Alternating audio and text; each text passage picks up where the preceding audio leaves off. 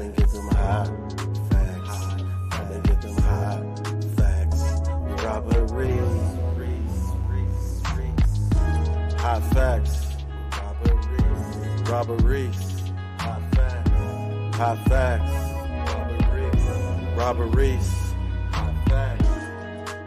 Gig economy. Robert Reese. News channel. Gig economy.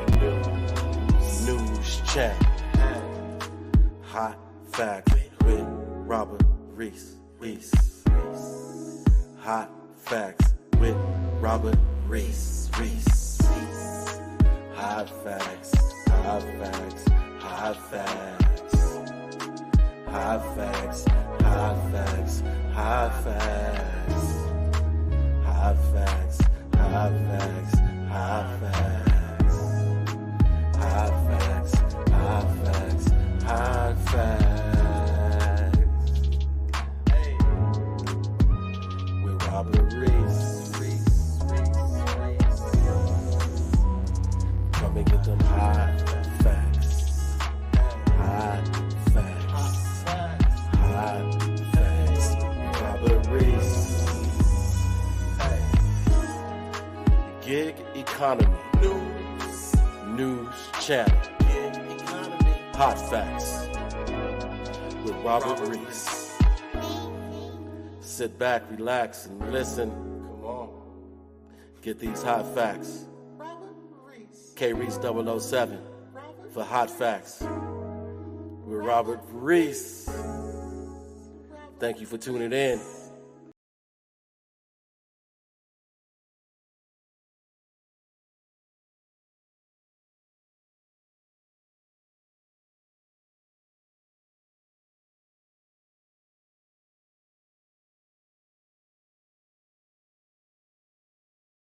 Brother. Yes, because Robert Reese is Hot Facts. Hot Facts is the official news station of the gig economy. I say that everybody knows that he's the official news station of the gig economy. He does all genres. He does delivery, food. He does real life. He does music. He does social stuff. He does government, political, conversation. So for Robert Reese to be on this live stream, to me, it's major. It's major to me because this guy is somebody who would take, like you said, images and everything you do from your channel.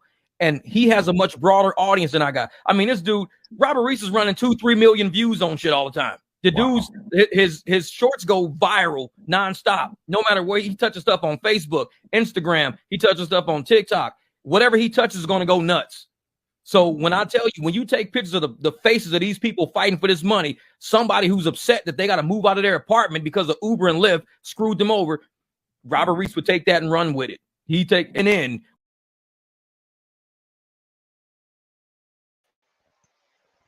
What's up, people? What's up, people? What's up, people? All right now, people. All right now, people. Thank you for tuning in. Hot Facts with Robert Reese, people. For those of you who do not know, I am the official news channel of the gig economy. Whether we're going to the corporate world, whether we are diving in undercover, and we are going fully deep all the way within to people running businesses without even a business license, to people who just get out there and just hustle nonstop.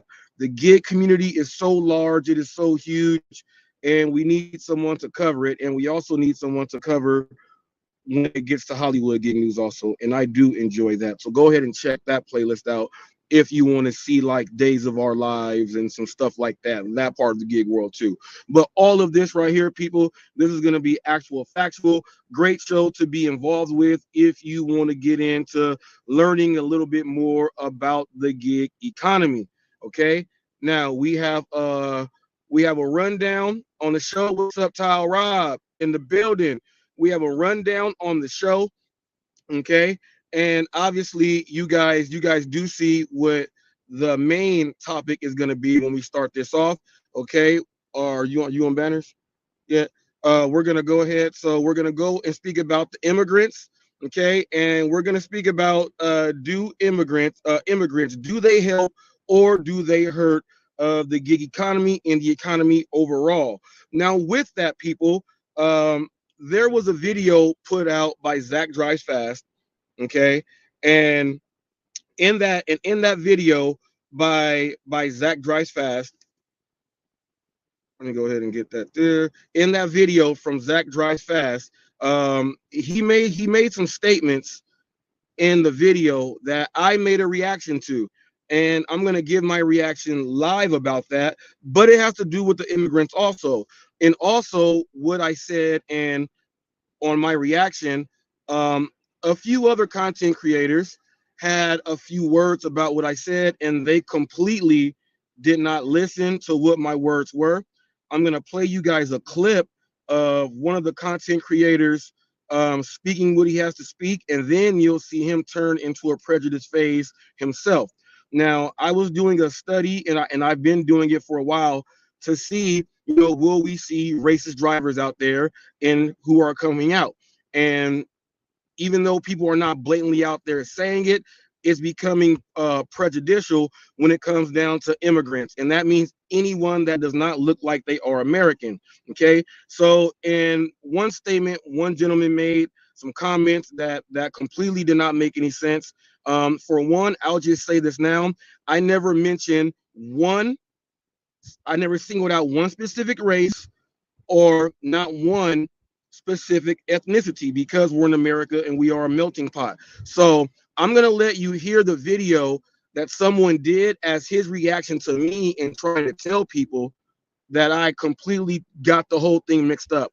And I've been getting comments on it. And Jeff, everyone knows Mike Drop BBQ. Me and him are like this.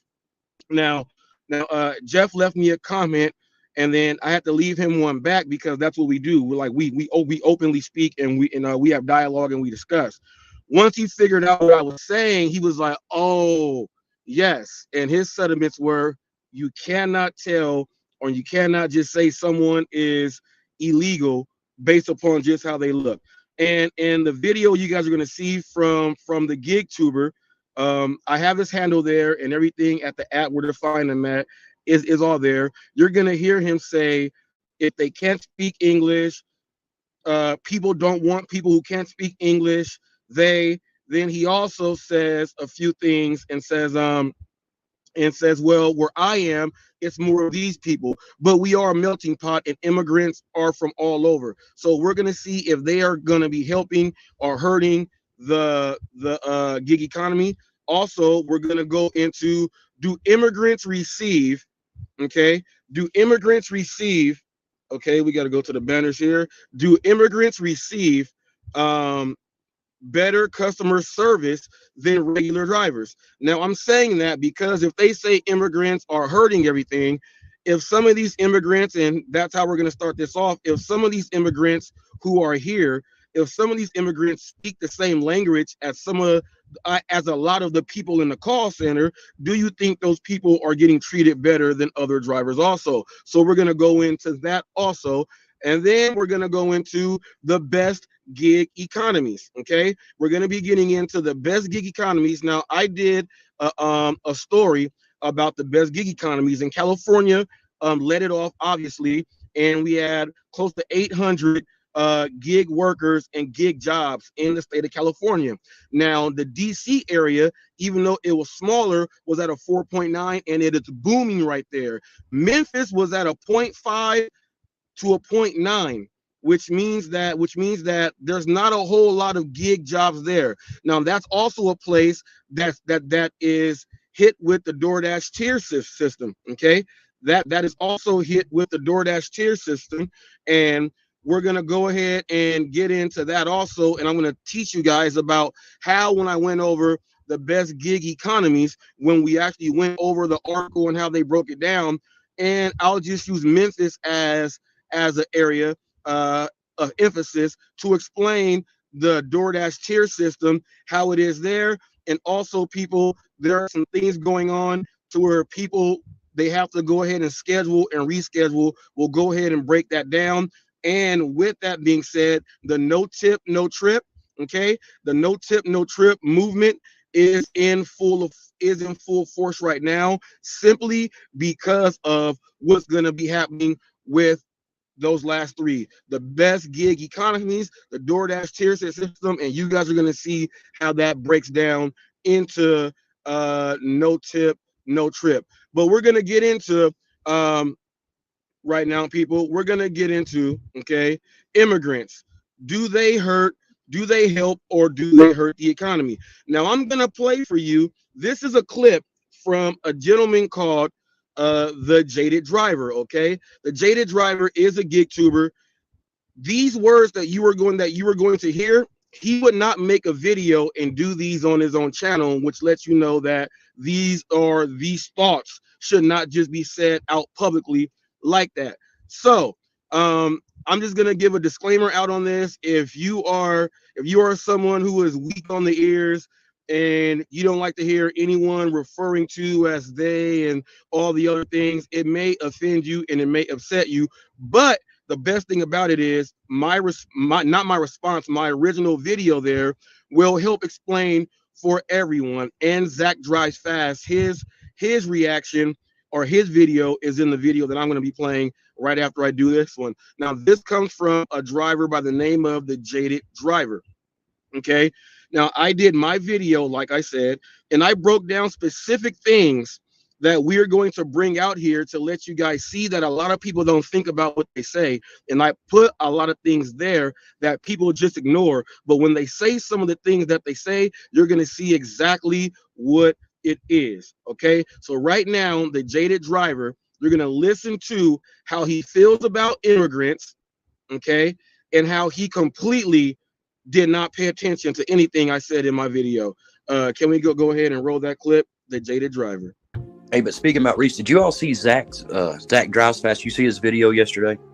Probably not. No, I don't watch that. Yes. Anyway, he was talking about what's up, Barbara? How's it going, Barbara? Barbara's in the house. He was talking about all the people that, was like, taking the jobs. He never says a race. He never says anything. Reese puts out a video saying that he attacked a whole community or a whole race, ethnicity. And Zach never said one word about that, but Reese makes a whole video about it. Okay, when you think of immigrants, what do you think of? Well, there's all kinds right now. In my region, well, like I said, I'm an immigrant. Okay, Flex has got a point. Oh, Jesus Christ. When you think of immigrants currently into today's political environment, when you think of immigrants, what are you thinking of? You would think of that, but in my zone, it's more of the Jesus Christ. What do you think? Never mind. Just beat around the fucking question. Just beat around the fucking question. Just beat around the question. I mean, I'm talking about my zone. If you ask me right now what immigrants was, in my zone taking the jobs, I would tell you it's the, I guess it's Ukrainian or Kazakhstan or whatever it is, whatever Gennady Golovkin is, because they don't even speak English. I have to call. Okay, let me ask you this: are they here legally? No, they don't even speak English. Well, that doesn't mean they're not here illegally. Okay, would you want to order groceries from somebody? There's a lot. Go to Miami. Go to Miami and ask directions. No comprende. Yeah, but okay? I'm not paying that guy from Miami for directions. The customers get so pissed, and no, they're not. No, I'm just saying. I don't care. You go to a store and buy something, they don't speak English. Walmart, Spark got in trouble for it. Uber's getting in trouble. They're hiring anybody.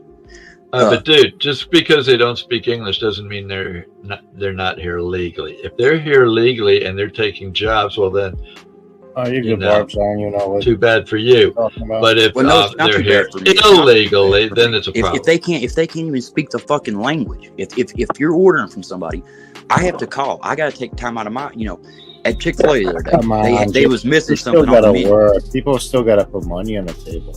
Yeah, but Jesus Christ. Don't even go there, Flex.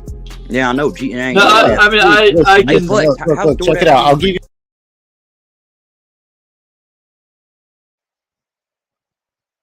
All right, now check this out. There was a question that was asked to the Jaded Driver. There was a question there, okay? And the question was, are they illegal? And the first thing out of his mouth was yes. My question to that is, how do you know? That's a prejudice statement. Now, another thing, when the other gentleman there said, what do you normally think of? And he said, well, you would think of that. But in my case, which that means you would think of that. So that's another point for that's a prejudice statement there. Then he says, but in my case where I'm from, it's like the people from Kazakhstan or or Ukraine. Okay, now if you notice on my thumbnail here, I have China, I have Russia, I have Africa, I have Iraq, I have Pakistan, I have Mexico and India. All representatives of people who are legal citizens of the United States. So someone that he said, well, they're from an area like that. Well, they're on my thumbnail. So check this out. That's still an immigrant. Now, maybe you are only speaking about a specific immigrant that you may think, but you don't know if they're an immigrant. You just said right now you would stop and ID them. Now, you got to also understand that these people can come over here and get a driver's license while they are waiting for their green card if they are going through that process while they can work. The 7% law is what Elon Musk is upset about, is because they're slowing down and they're not letting these people in for jobs that they're supposed to be having while they're on that status. Then those people are now driving, doing gig work because they can't do the regular jobs that they're supposed to be doing here. So they have a legal driver's license to drive. So if a requirement is that you need a legal driver's license and your insurance and everything, and you can drive, then they are driving legally. You don't know what anyone's personal background is or what they got going on, okay?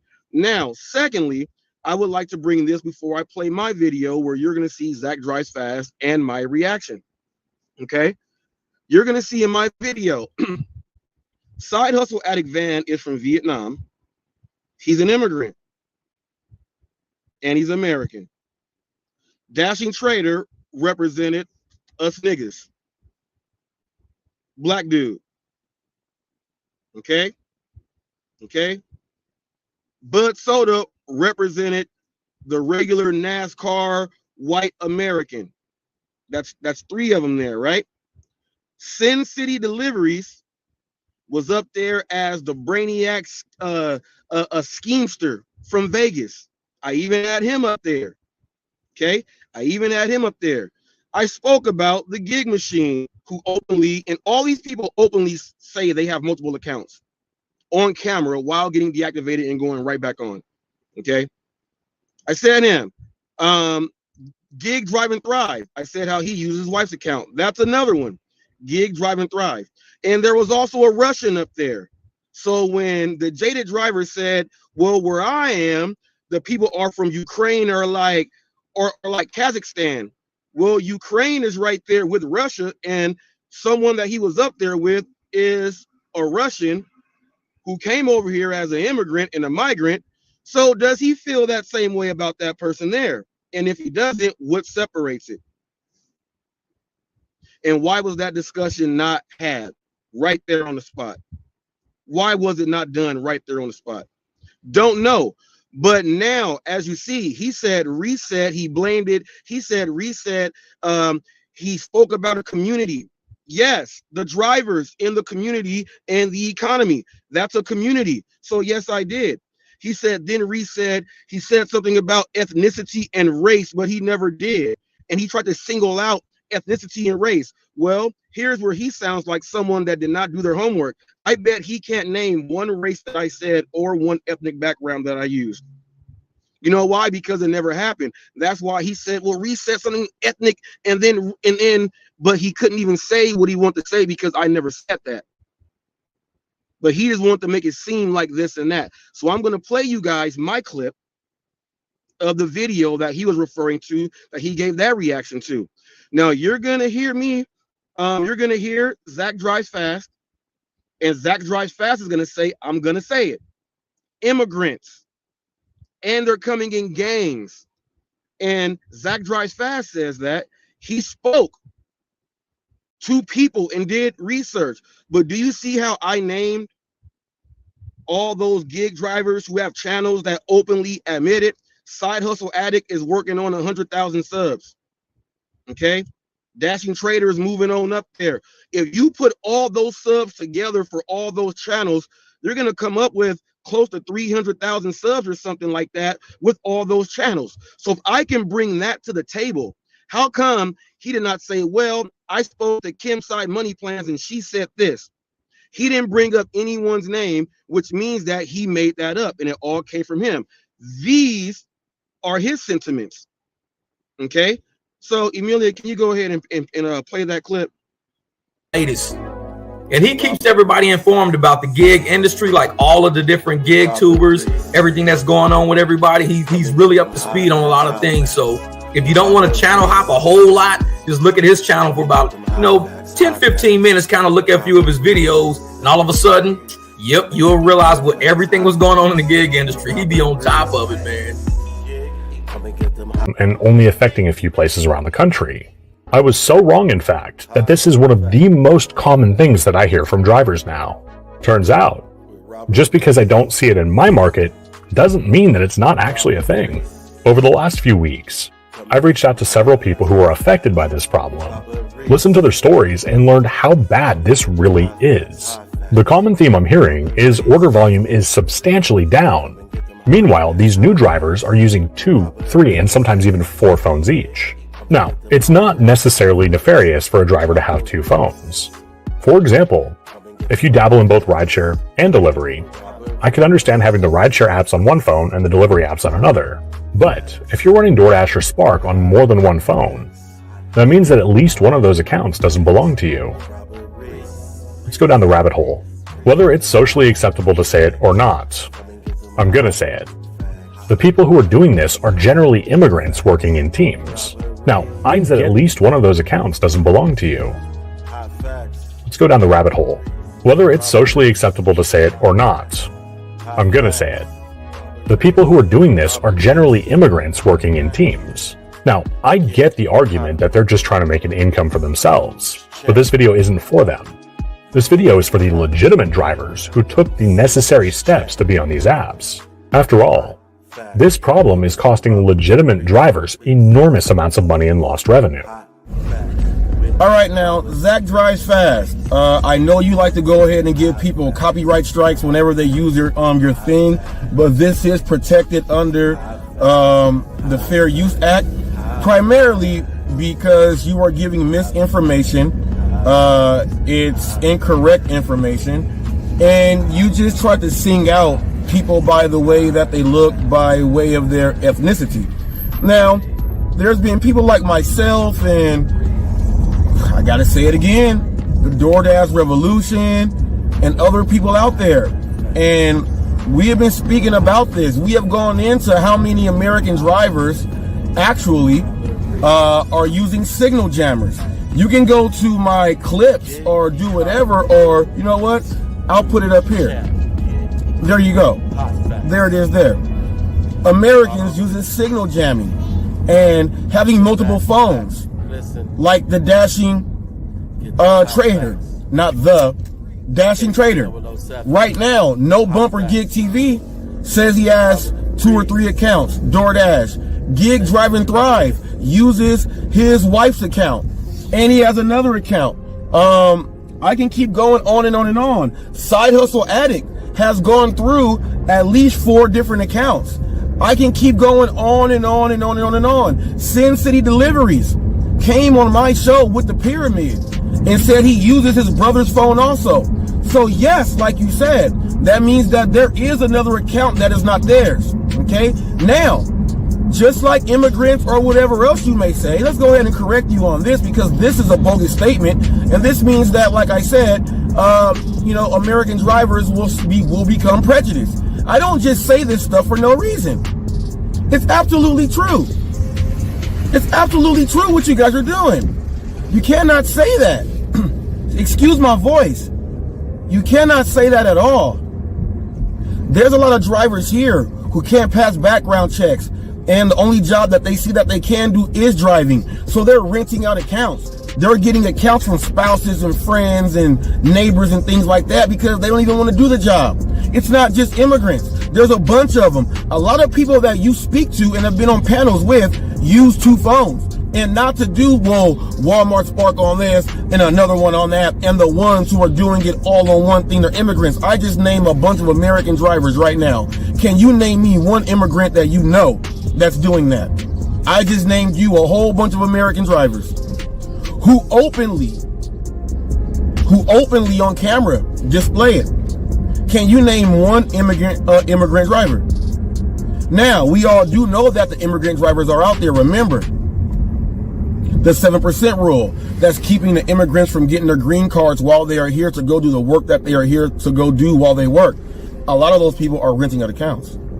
But there's a bunch of Americans that are doing that. You cannot just say who it is wherever you are, because now you're saying wherever you are, that's who it is. You know how I got real whiff of this?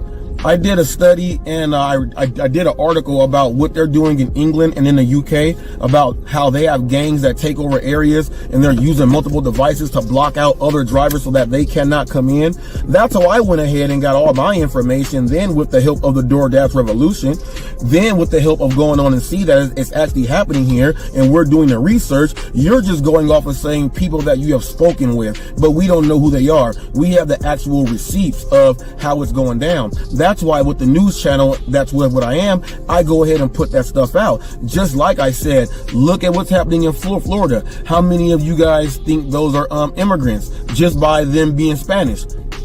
No one wanted to answer that question. You know why? Because you just can't say it's immigrants doing this. There's tons of Americans doing this, and I dare you to try to give me a copyright strike on this. This is using it in fair use, because I am clearing up misinformation that you are putting out there for viewers, customers, drivers, merchants, everyone out there. You are singling out people who don't look like they could be American, but we are a melting pot. So you are being prejudiced from people who you think are not from here. That is something that we have to wipe out, and that information is not tolerated here in the gig community. You have a great day. For the rest of you guys, hey, don't be like that. Do what you got to do. Hot Facts is out. If you would like to know more about what really goes on in the gig economy, do exactly what the next clip says.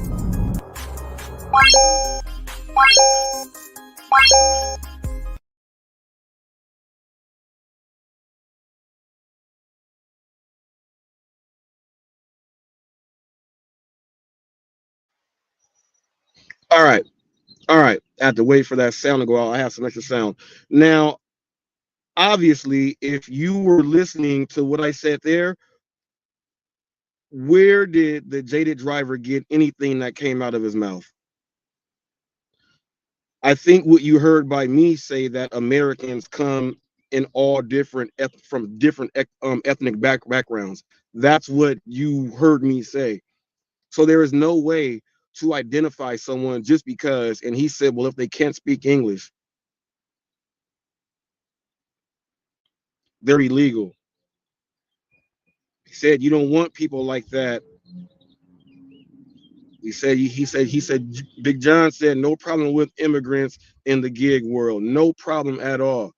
So if you got that mindset and you are going to deliver now, just imagine this delivery driver has this mindset when he's dealing with the customer, and he's and what he's doing with the customer is he's treating the customer a certain way because how he treats the customer if the customer was a gig driver.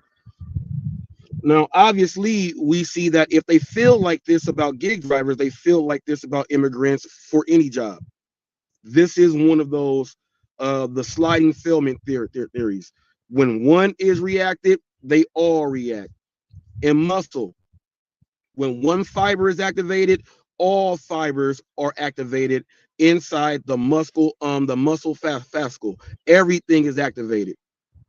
When you're doing solar energy and you have an inverter, when you have a string inverter, when one panel goes down, they all go down. This is one of those. If you think that the people are immigrants and everything like that when they're doing the gig work and you feel like this, that means that when you walk down the street, you go into a restaurant, you are looking at people trying to see if they are immigrants or not, or play a game in your own head that you're never going to be 100% on. You like, it's never going to happen for you. It's not going to happen. But then we got to think about this. We got immigrants that come here that are taking all of the orders now. They're taking all of the orders now, and they're actually clearing up. They're clearing up the orders that are sitting there.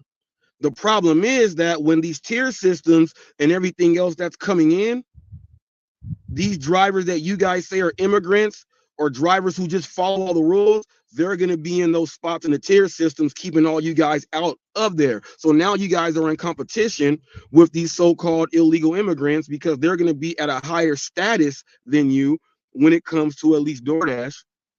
And I think that rubs a lot of you guys wrong, all up in the head, because the no tip, no trip, don't take it. It's not worth your time. Don't move your car for this and that.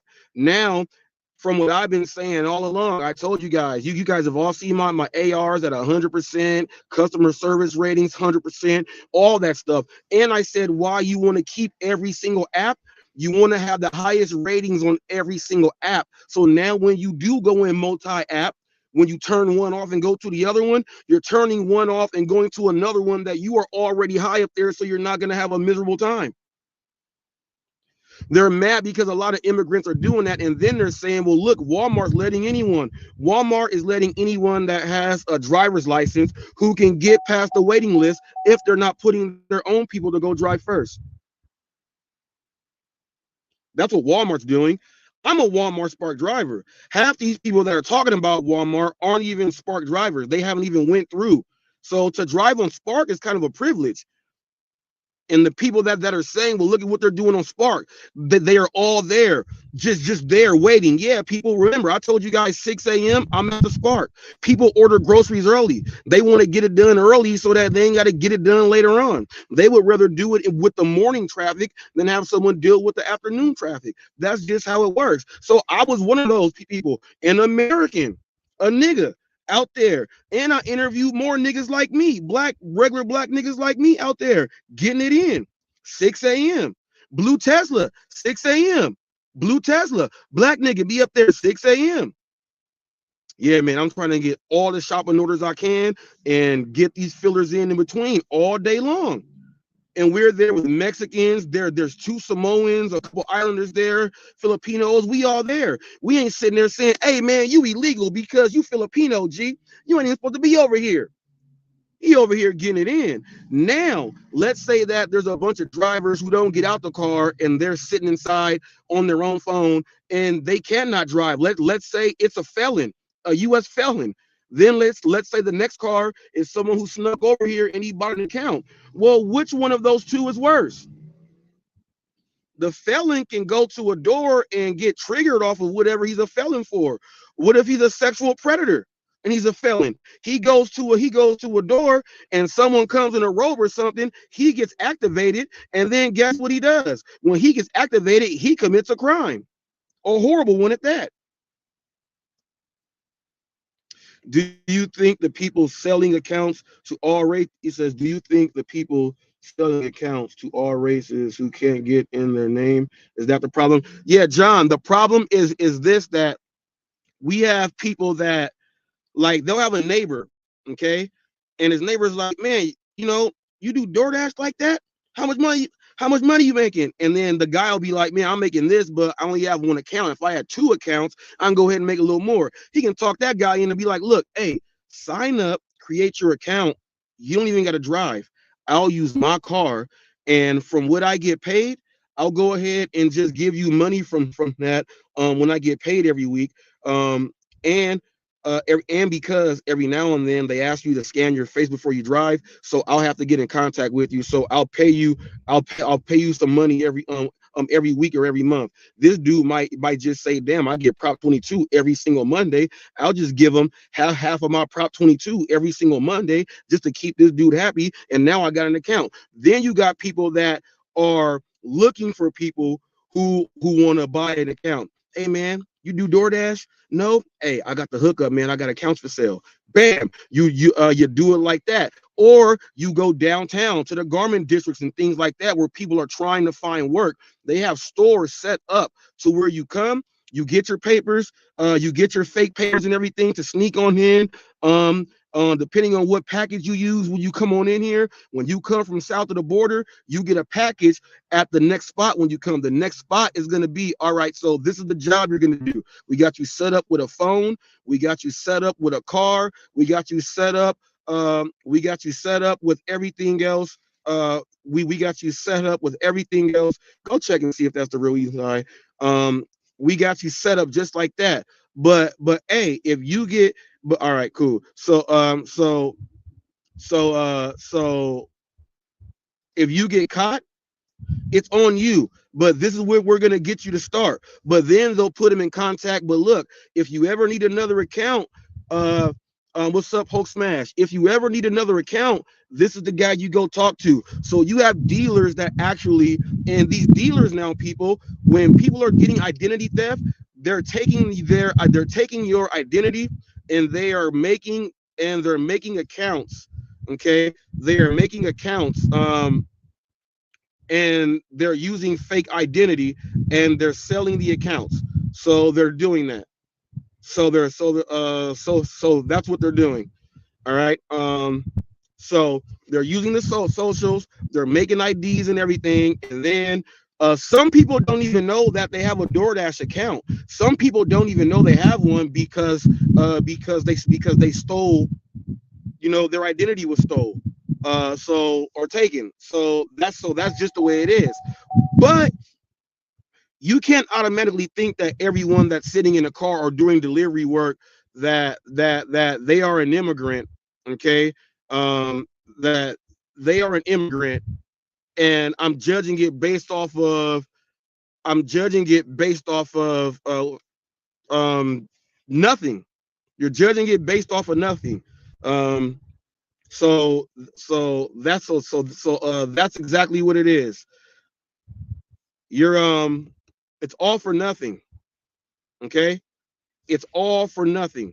You're judging everything off of nothing about what you don't know about someone's situation, and that should never be the case right there.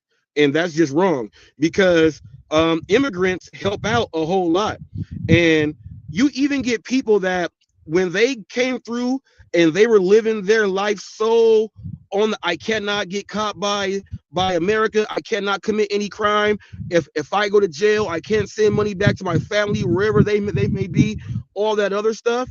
When they, okay, no problem. When people get transferred over and they went through the whole process to become legal, you think they're going to say, oh no, I'm just going to break all the rules?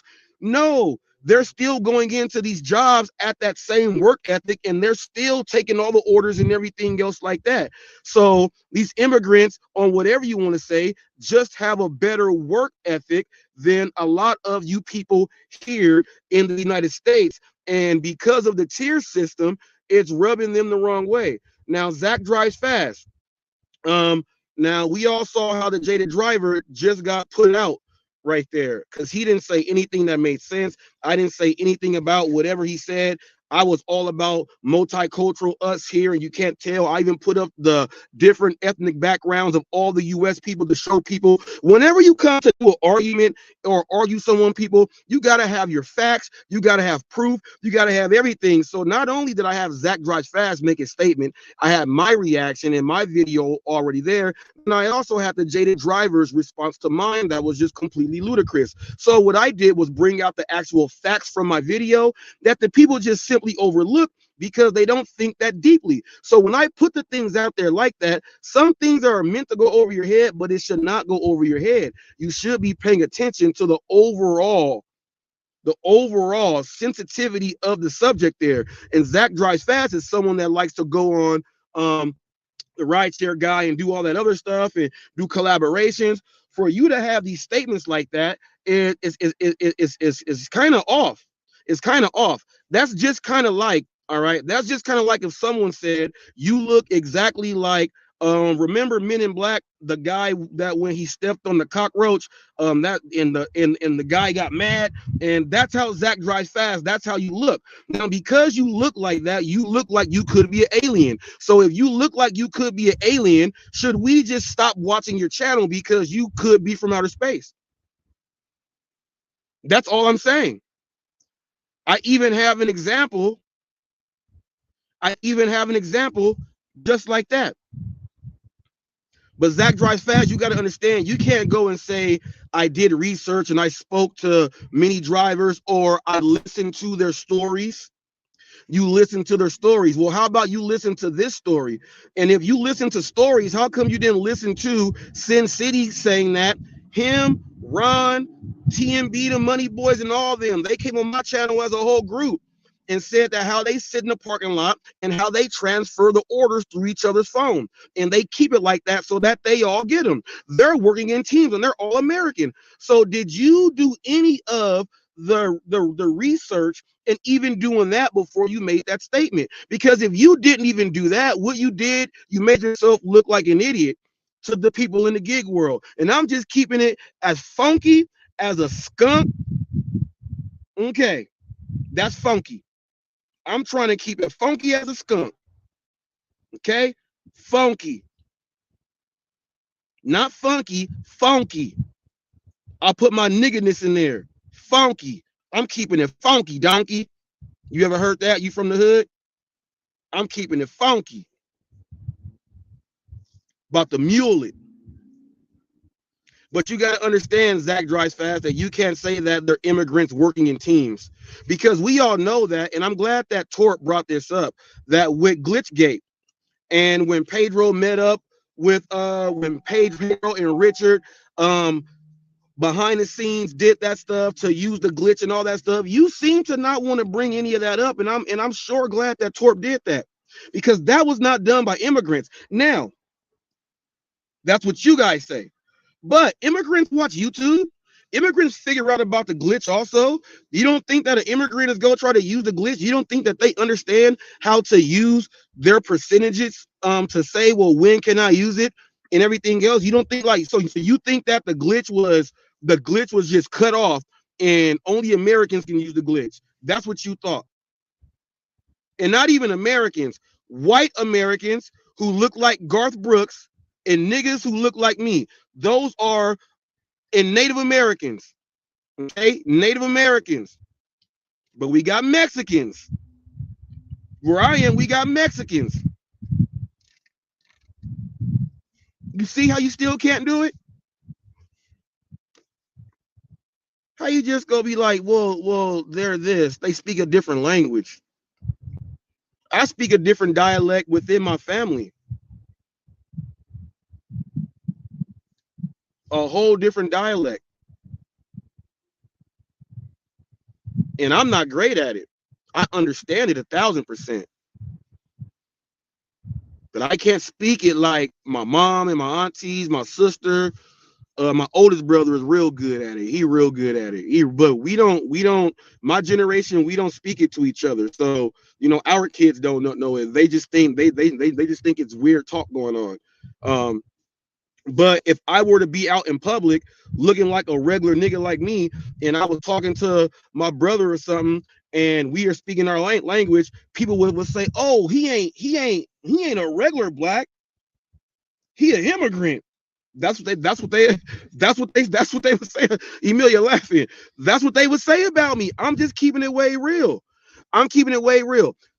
Okay, just like if we go into a store, because Emilia looks more of the Italian side with the fairness in the skin, they think she's white. They think she's white, and then so they'll speak Spanish, and then her first language, that's her first language, and they're like, oh, but the immigrants, who you would think is an immigrant, would think she would, and it's the other way around. So that just lets you know you cannot judge people off of that.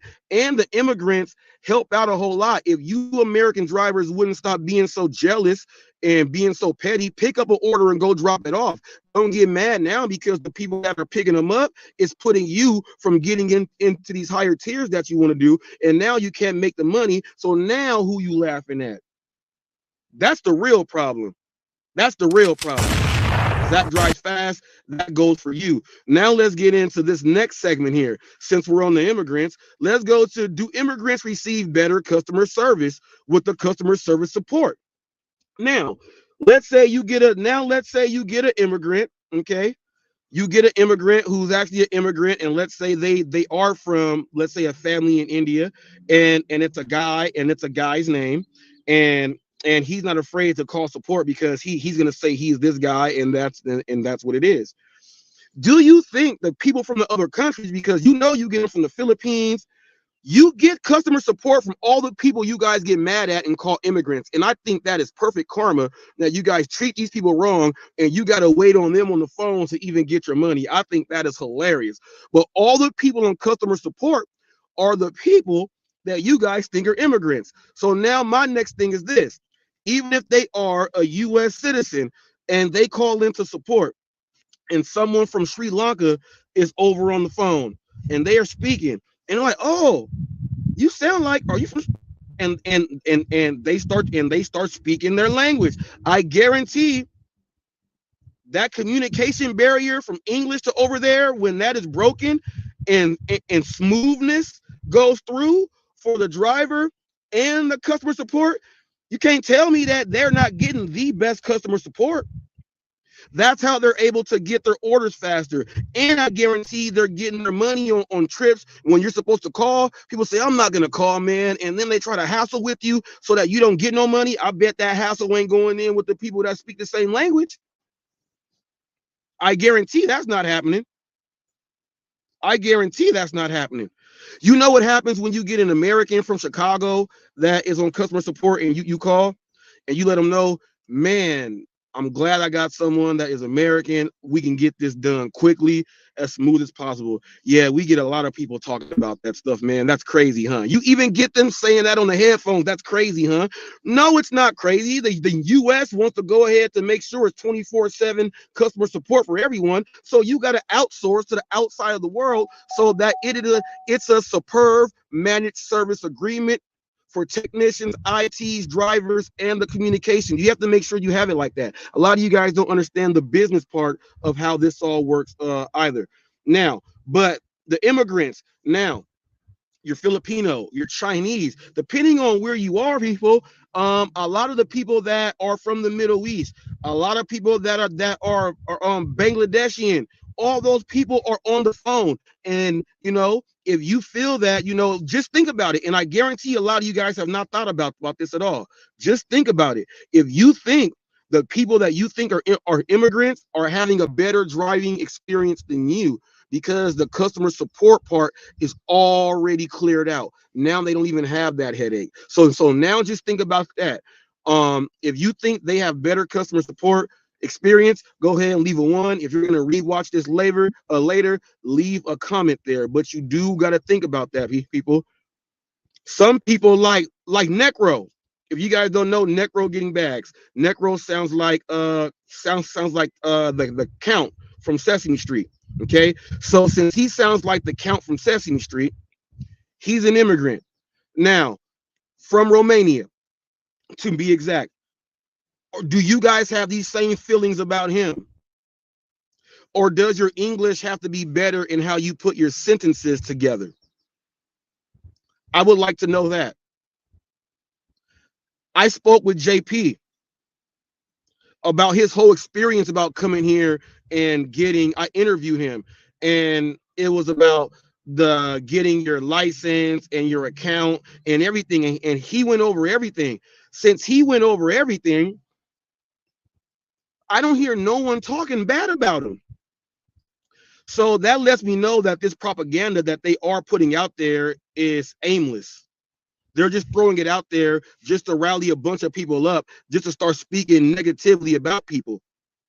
And I do guarantee this, they are having a better driving experience because they're not watching YouTube and assholes all day. That's going to make them mad, because all they're doing is going, picking up orders, dropping off, praying 5 times a day, doing whatever you got to do, do whatever rituals you got to do. That's all they're doing. That's all they're doing. They're not doing all of this other stuff. So they even take that headache out. They take out the customer support bad part because it's good now. They take out all the YouTube and social media drama about, is this a good order? Is it a bad order? All they know is I'm just getting it. So they even take out, they take out the simple arguments about what people tend to have. So the immigrants probably are winning when it comes to having the best driving experience.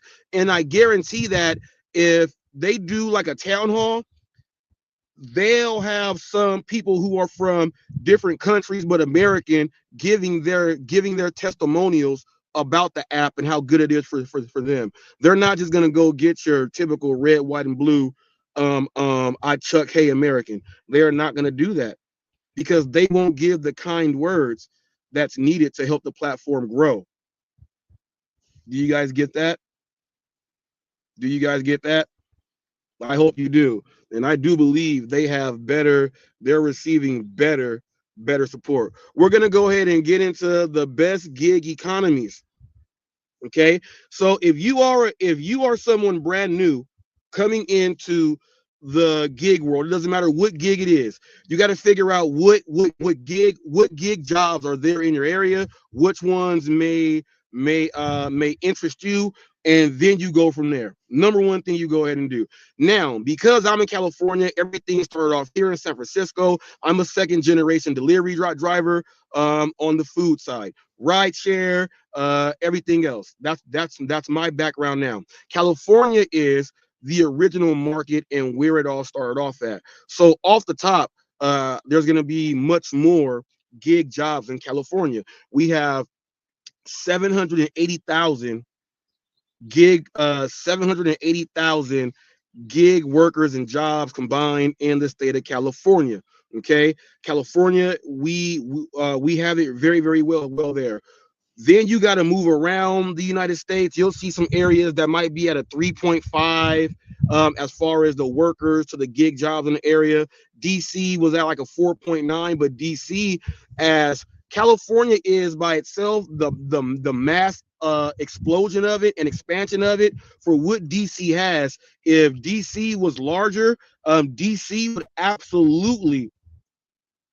It's booming now. Now, Dashing with John says that when you go to the DC area to earn by time there, he can understand why that's going to be, because you're just doing that and doing on the scooter and all the other stuff. Where he is, it's a little bit more slowed down, but it's steady there. So they put the earn by time there. But gig jobs, John actually knew how many businesses and everything were on the apps when he was getting ready to go ahead and do his thing. So he's all the way good there. Memphis was at like a 0.6 or a 0.8. Okay. Now, Memphis, they have gig drivers there, but in Memphis, it's not a whole lot there. Now, this is where you guys got to understand.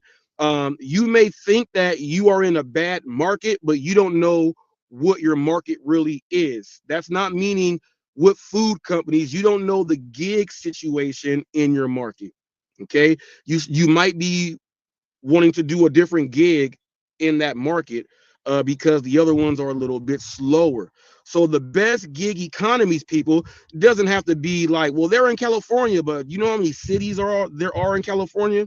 California is not one large city, people. And you guys think California is just one large metropolitan city.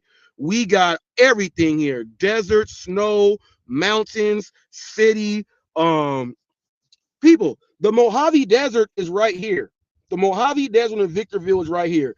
Death Valley is right here. Palm Springs is right here. Okay. We got Big Bear, which is, I'm looking at Big Bear right now. Big Bear Mountains. Big Bear is right here. Okay. We got the beach. We got everything. Central California is all agricultural. A lot of large farms and things like that. That's why they have the tier system up there also.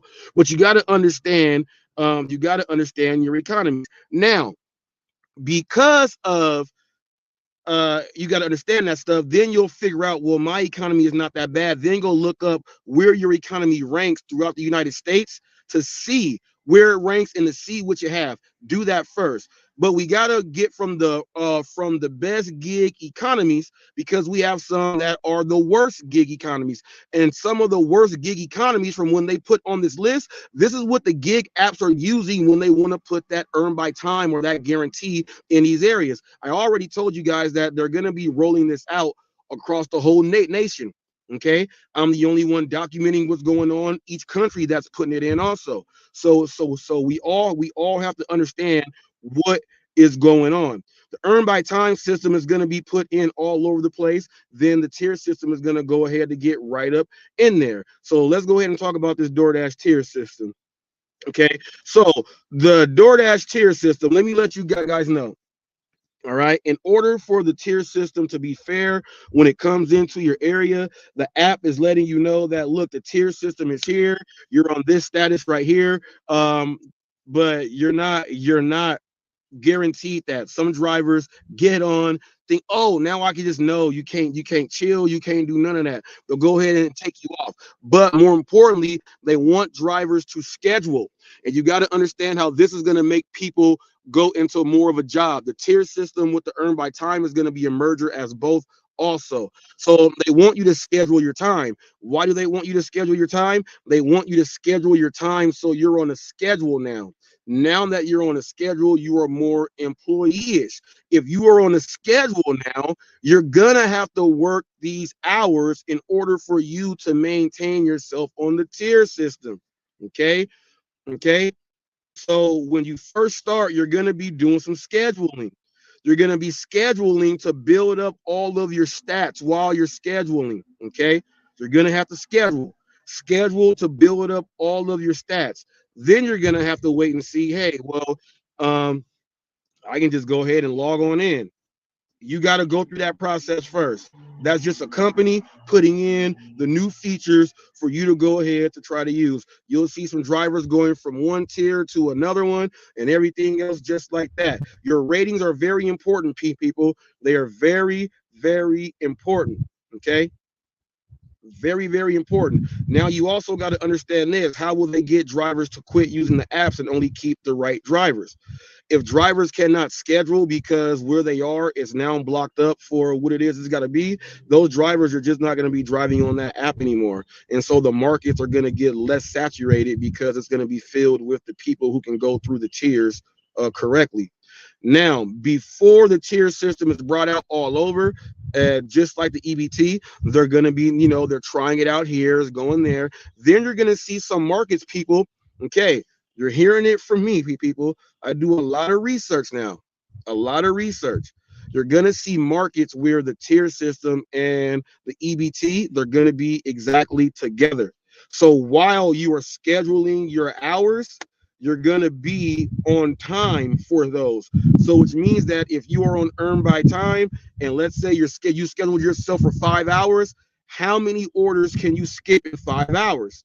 Okay, that means you can only skip 5 orders in 5 hours, which will keep a driver on a consistent pace to keep dropping orders off. Do you get what I'm saying? You're still not going to do 5 orders, the 5 orders you don't want to do. You just got to be selective, because now you cannot dismiss 2 orders in an hour, or else your scheduled hours are now going too, because now you're off. Or they'll bump you off and say, well, you got this much time left, but you're out. You're bumped out. That's how they're going to be doing it for the tier system and the EBT when they work together. It's going to be a driver that's going to be continuously, let's say, a 5-hour shift. And it's so easy. If you set yourself up for 10 hours in one day, that means you can skip 10 orders in one day, but you can't do all 10 in a row. Do you get what I'm saying?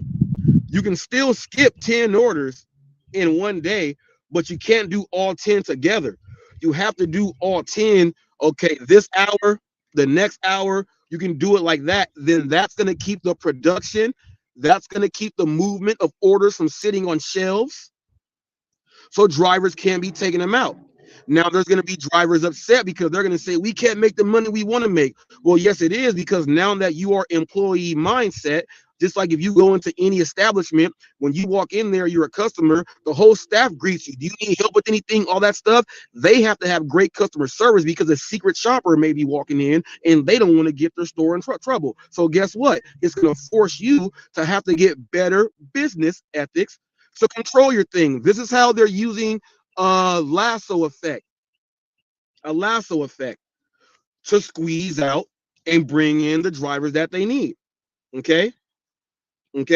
This is how it's gonna work, whether you like it or not. The only people you can blame are the people that was advocating the no tip, no trip to the extreme. The people that were leaving, the no tip, no trip. Then you got to also understand the people that were showing the videos of all hundreds of bags sitting up there so the apps can actually see how it visually looks.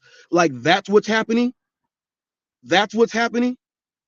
And it was crazy because when Tony Shu was on the rideshare guy, I'm like, that's the perfect opportunity for someone who is reporting for the community to ask him some real questions. And he dropped the ball.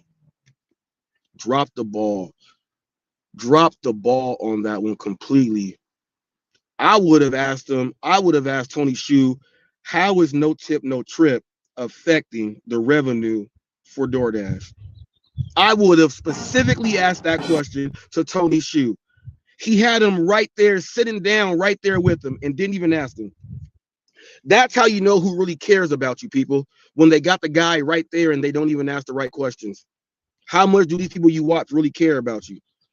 But the no tip, no trip, they're the ones that had all the bags out there, walking on grass, kicking over stuff, confronting customers, doing all the stuff. They are the ones to blame. These are the drivers right now that are putting up the most fight with the tier system, and they're putting up the biggest fight with earn by time. Okay, it's these people. These people also have channels in the gig space. They have channels. So they are still voicing out that last little bit of no tip, no trip. They are still voicing all of it out there. And it's a shame. It's a shame that they are doing that, because it's crazy, because a lot of people really don't understand. Remember they were saying that for DoorDash, you know, you can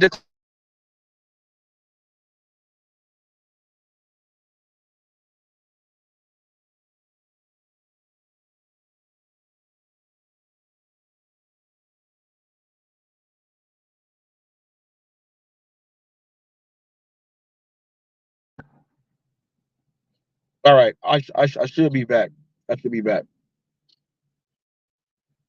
All right, so look, remember when Hell Week, they were telling people, yeah, man, I do trash throughout the whole month, but this last little bit, I get it in, so I'm top dasher.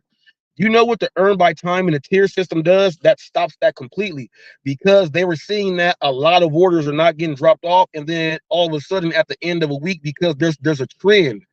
There's a trend now. They look at that trend on how are all these orders getting dropped off around the same time every month across all the markets. It's now a floating trend, because it's floating from area to area. Thank you, Ghost. And Ghost, I'm supposed to call you, Ghost. I'm supposed to call you, but I want to talk to you. I want to talk to you. I want to do it on air, though. I won't do it on air. But where was I at?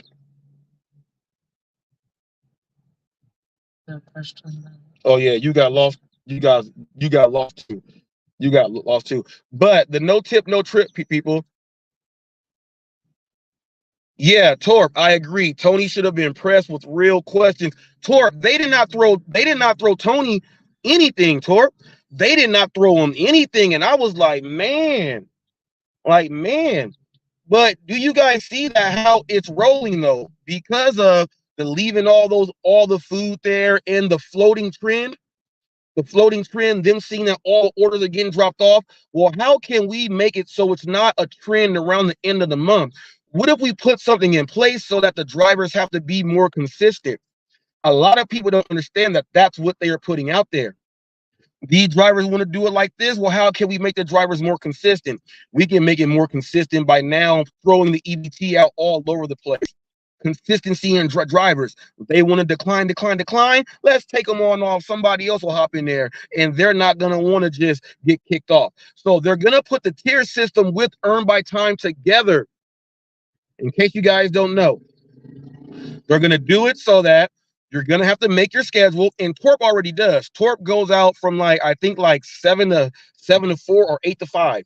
He goes out at a regular job, right? Regular pace, which means that he can put on his schedule, which he already does, scheduling 8 to 5, okay? Or you might go 8 to 6 just so you can be done at 5 just in case. You go ahead and do that. Now, when you already have your food in your car, in your igloo, and now when you pause, you're now eating on your 30-minute break, like you're in a W-2. Do you guys see now how you're an employee now? So now while you schedule yourself for 8-9 hours, you're gonna pretty much already have snacks in the car, or when you go into a place, buy something to be eating on the go, or you're gonna have it here. So now halfway through that point, maybe your 5th hour, you're going to hit pause on the app for 30 minutes straight, 35 minutes straight. That's enough time for you to eat, chill, or do whatever, take you a little break, or sign on and pause it again to make sure you get a full hour. So you may want to schedule from 8 to 6 so you give yourself a full hour lunch instead of a 30-minute lunch. Did you guys just see how I broke that down? That's why the tier system and earn by time are going to be running together. Okay, concurrently, together, side by side. So once you schedule, you'll be scheduling your lunch, and as they know that drivers are going to be driving at all the points and times, now that's going to let them see, well, look, we got all these drivers scheduled like this. These spots in between, we may see that it may be a little shaky. So what we're going to do is we're going to start throwing peak pays in to these earn by time zones when we see that the coverage is really not accurate. So now we're going to start putting peak pays in there. He said, I do my numbers every other week. For my last week, I start at 85% AR. People, an 85% AR is a good one. Let's go through the hot seat. Emilia, go to your ratings. Give you guys some ratings really quick. Okay, so all right, here we have some ratings right here. These are Emilia's ratings right here on Doordash. These are the ratings right here. So we got a 4.89 customer service rate rating, 87% acceptance rate, 98% completion rate, 95% on time or early. We have to actually get a completion rate yesterday because we ran over something very, very sharp, and we had to get a new tire on. And crazy thing is, the dashing investor, go ahead and check him out. He just did a community post and said, how many times have you ran over nails or have to change tires while driving? So this was the second one in about a month and a half or 2 months that we have to go ahead and get. So that's 2 tires for us in a month and a half. So yeah, so these are ratings here: 4.89, 87, 98, 95. People say, man, those are really, really good ratings there. I will also tell you this: the completion rate is gonna go up. It's gonna go from the 90%, it's gonna go up to about 92 to 95% is where your completion rate is gonna be. They're gonna put your completion rate there specifically, okay? Specifically, so that while you guys are on the scheduling for your 8-9 hours, then taking your lunch and taking that break that you're gonna get, while you are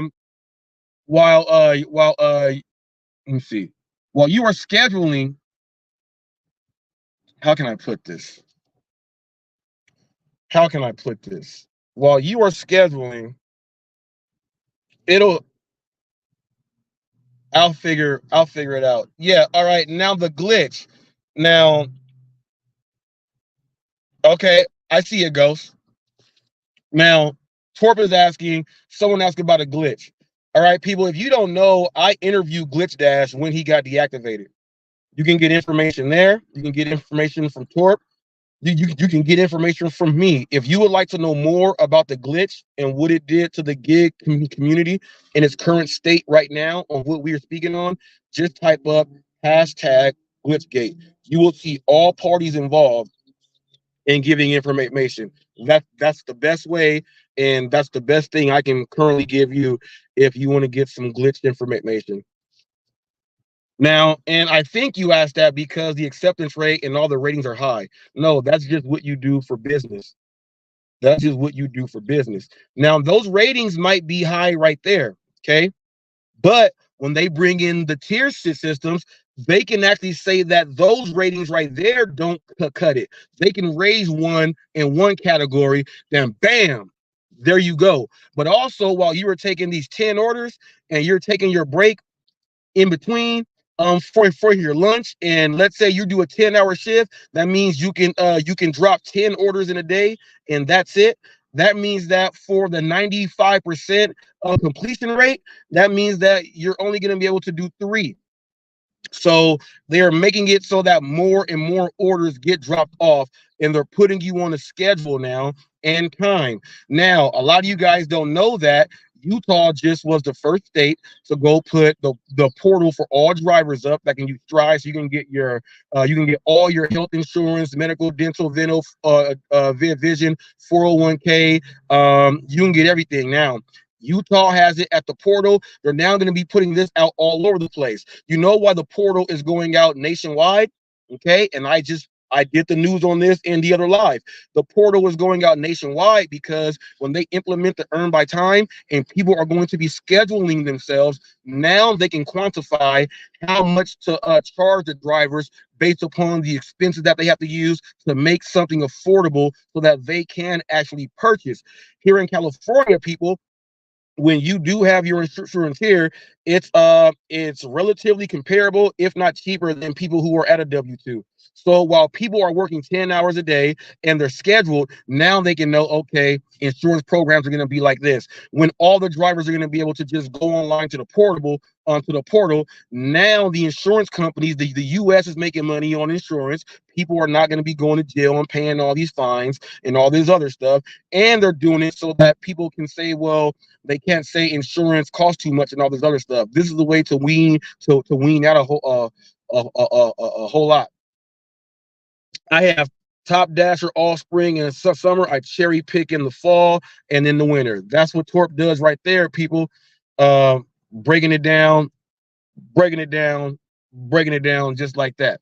Now, even that's going to change because of how they're putting everything on in. Okay, so DoorDashers, you guys gotta don't think you know everything. Don't think it's all settled. If you're thinking like that, you already lost. That's not what it is. You got to start thinking of the next steps. That's why you're employees. With the portal, drivers can now get their insurance and do everything. They're going to seal up those gaps. Then the earn by time is going to be over every place in the nation. So drivers are going to be monitored. Everyone is going to be under Big Brother. We're already under Big Brother. DoorDash is monitoring me and my wife already spoke about this a few weeks ago. They're already monitoring your speed, your acceleration, your brakes. Now we stop every hour, so we get a report every hour. But people will get a full complete after their hours are in. So when people are scheduling for like 9 hours, they're gonna get a breakdown for 9 hours. We do the every hour thing so we can mitigate any problems going in between orders, so that you really don't get that much. And what's going to happen is with the insurance thing, these drivers that are doing all of this, they're going to start using that to track and see what insurance they have and everything else like that. It's all part of the overall plan for Big Brother to be watching us like 1984 George Orwell, in case you guys know. And it's all going in, and a lot of you guys better be fair warned, okay? You better be fair warned. This is what is happening right now. Everyone's gonna be walking around like ants and bees. You gotta look at the nest and the hives. The most efficient workers of everything. You have to look to termites. You have to look to ants. You have to look to bees. You gotta look at the wasp, the hornets. You gotta look at all of that. They work as a unit. And they're going to have us all like that. Then people, this is how they're going to bring in the mark of the beast. They're going to start making people get the thing implanted here to go swipe your hand to go do everything. This is how it's all going right now, people. You got to understand. Now, even though that the mark of the beast is already planned and everything else, but it could have been slowed down a little bit. We didn't want to see it like them start doing more of it in our time. It could have been slowed down, but damn, these no tip, no trip drivers, they even sped up the mark of the beast. These no tip, no trip drivers must really love Satan. These no tip, no trip drivers, people, really pushed the envelope to get the mark of the beast started off. All because they said, and here's the craziest thing about the no tip, no trip, and why we're here, people. Here's the craziest thing, that these drivers, what they'll do is they'll say, oh, I'm not getting paid enough. And just $1 more. Now it's a good order for $1 more. Are you out of your mind? Do you guys remember that commercial? Midday. If you're 40 years old and you was at home midday with your mom sometimes. You're kidding me, Larry. Come on, man. You guys gotta know. Oh my goodness, you guys gotta know that. You guys gotta know that. You guys gotta know that. But these people started a whole lot, and right now, the way it is, I'm kind of upset that a lot of the people that spoke about to make all this stuff happen, and then put it like this: the earn by time feature and the tier system could have been held back at least like another year. It could have been held back at least another year, before they start putting it in. They only have to do it now because drivers start taking more control and it start getting out of control. Investors start getting mad as hell. No return on their investment, no ROI. Torp said major change already started. My market, don't pat squad under 50 AAR. Oh yeah. Hey. And 50 is a fail, people.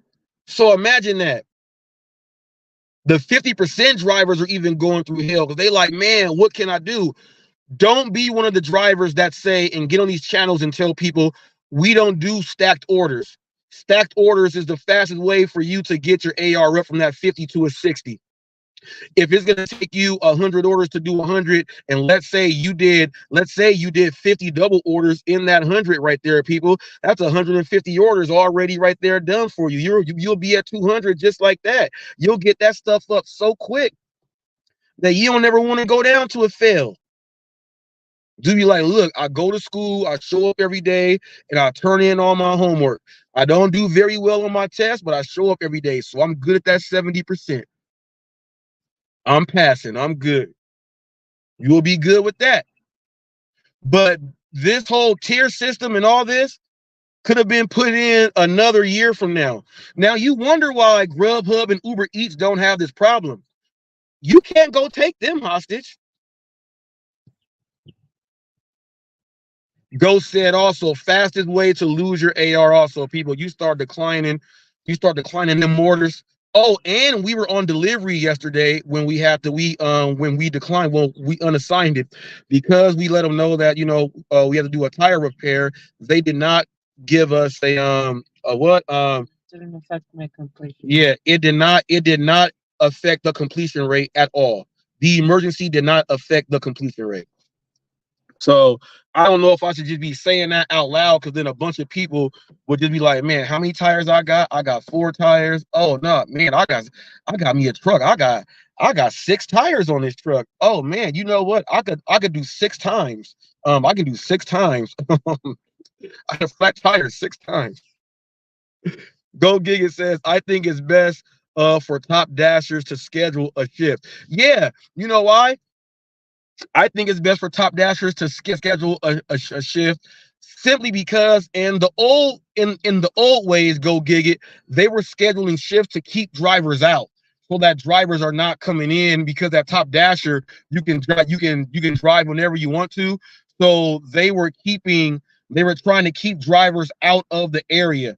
Now, people, you got to understand, as a top dasher, you want to schedule your shifts, because if If other top dashers start to do it also, okay, every top dasher is not going to be able to be in there to drive because the shifts are taken up, okay? And with the new systems coming in, it's going to make it hard for you. So even though you are a top dasher, you can lose your status because now you can't schedule to get in. And you were, excuse me, you were going to watch your stats drop. Your AR is going to drop because you can't schedule to get in. So if you schedule ahead of time, you completely wipe that process out. You got to understand that.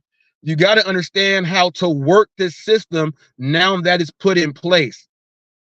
You now have to be more proactive on how you're using the apps instead of being reactive. The reactive way made no tip, no trip in 1,000 pizza bags or pizza boxes or McDonald's bags, or you go to Panera Bread. You see all them bags just stacked up there. I went one time, one order was up there for 3 hours straight. I was like, dang, up there for 3 hours straight. So, you know, this stops a lot of that. So you got to be proactive, not reactive when you're going to be using DoorDash from now on out. Luckily, Uber Eats does not have it like that, to where, because they already pair the customers, and I'm one that can let you know, they already pair the customers and the drivers, and you get paid more and all that. They took control.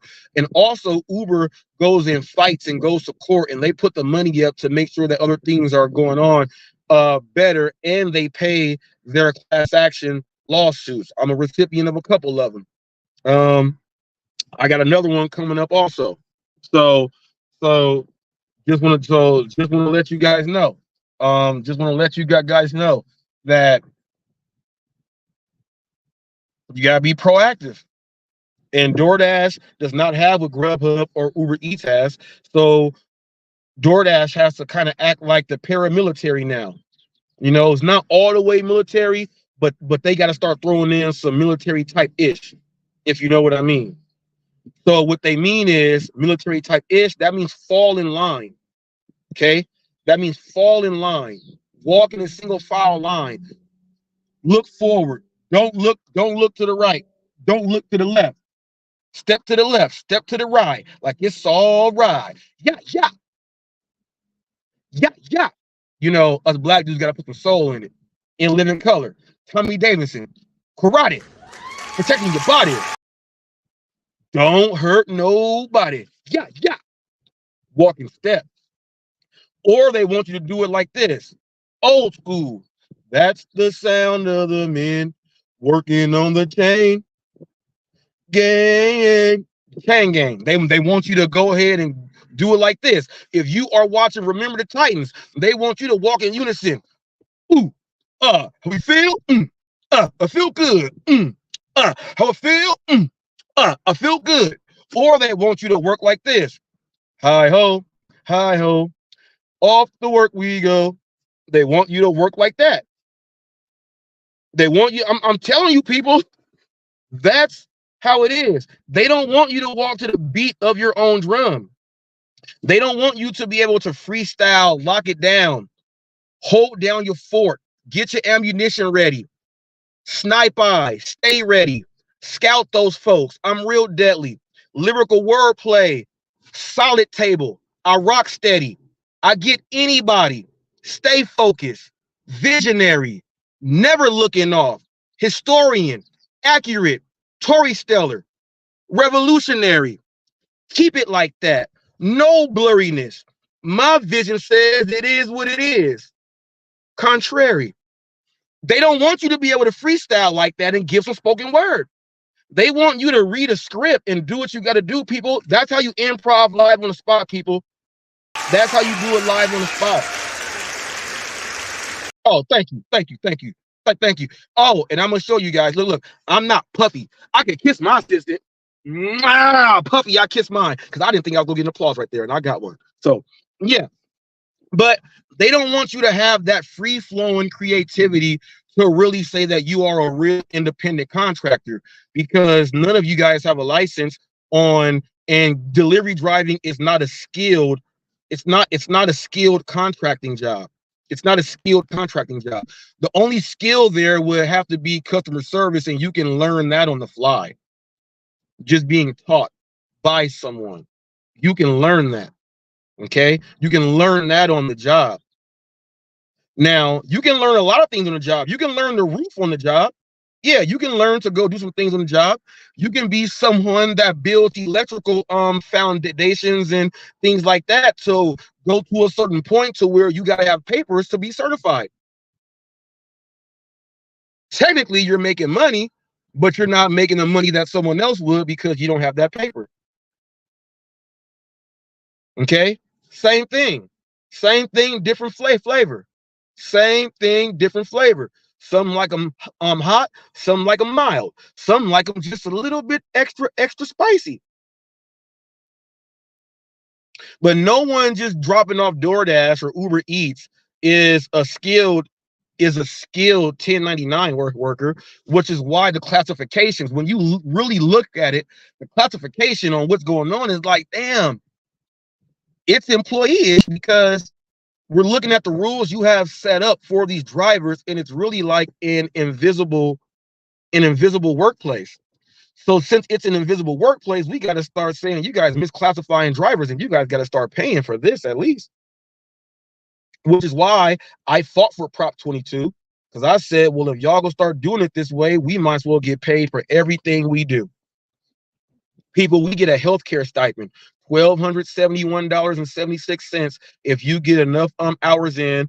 If you get 1,200 hours in of working in the quarter, if you do 600 hours, then you get 600 and you get 600 something dollars for a healthcare stipend. So not only on Prop 22 that you get every week or every other week, depending on what app that you also get a healthcare stipend. So when you get that healthcare stipend and it drops on your Prop 22, and you got your regular week income, you'll see drivers pulling in, dang man, I just made $3,000 a day.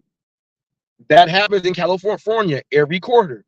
The drivers are making another $3,000 to $5,000 every quarter as long as they have insurance, and you get that through the portal. They're making an extra $3,000 to $5,000 every quarter because of Proposition 22 and what we voted in.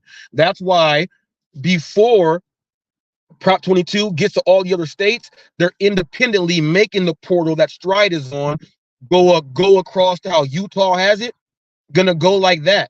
Okay, but these other states are not going to be trying to do the healthcare stipend how California has it.